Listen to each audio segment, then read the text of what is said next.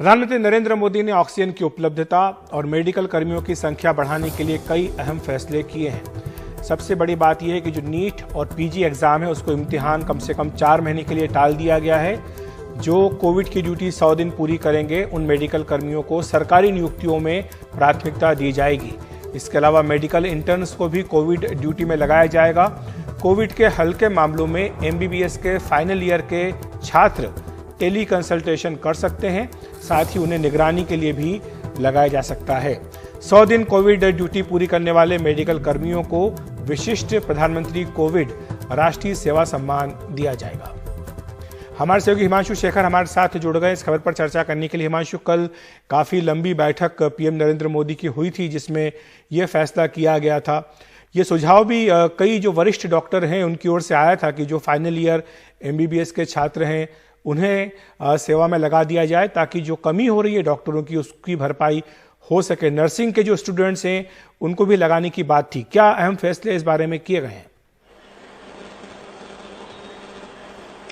देखिए, निश्चित तौर पर जो आपने महत्वपूर्ण बात कही, डॉक्टरों की कमी की बात, मैं आंकड़े देख रहा था जो स्वास्थ्य मंत्रालय की तरफ से रूरल हेल्थ स्टैटिस्टिक्स की जो ताजा रिपोर्ट है उसमें यह बात कही गई थी कि 76.1% स्पेशलिस्ट डॉक्टर्स की कमी है, विशेषकर कम्युनिटी हेल्थ सेंटर्स में।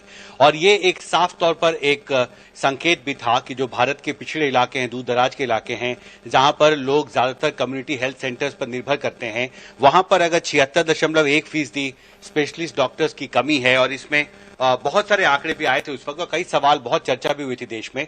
और इसलिए इस संदर्भ में प्रधानमंत्री का यह फैसला मुझे लगता है बहुत ही महत्वपूर्ण फैसला है, क्योंकि देश में मरीजों की संख्या में जिन राज्यों में बढ़ोतरी हुई है और जहां पर डॉक्टरों के शॉर्टेज का संकट ज्यादा है, वहां पर निश्चित तौर पर जो हेल्थ केयर से के जो वर्कर्स हैं, जो स्पेशलिस्ट हैं, उनको ज्यादा से ज्यादा संख्या में अब लगाया जा सकेगा। देखिए, जो इंटर्न्स होते हैं, मेडिकल इंटर्न्स, उनकी ट्रेनिंग होती है और पहले ही ये व्यवस्था है कि इंटर्न्स को आमतौर पर सामान्य ड्यूटियों में भी लगाया जाता है। और उसका पीछे मकसद ये होता है कि मेडिकल इंटर्न्स के पास अच्छा एक्सपोजर हो, प्रैक्टिकल जो मेडिकल प्रोसीजर्स होते हैं उसका, और निश्चित तौर पर उनके अनुभव को भी अब कोविड मैनेजमेंट में इस्तेमाल किया जा सकेगा। और इससे आप अंदाजा लगा सकते हैं कि देश में हजारों जो छात्र हैं जिन्होंने एमबीबीएस किया है, जो इंटर्नशिप कर रहे हैं, उनको अब इस काम में शामिल किया जाएगा। पहले क्योंकि इसे एक बहुत ही स्पेशलिस्ट टाइप का जॉब माना जाता था, इसलिए उनको सीधे तौर पर ये जिम्मेदारी उनको नहीं दी जाती थी, पर अब सीधे तौर पर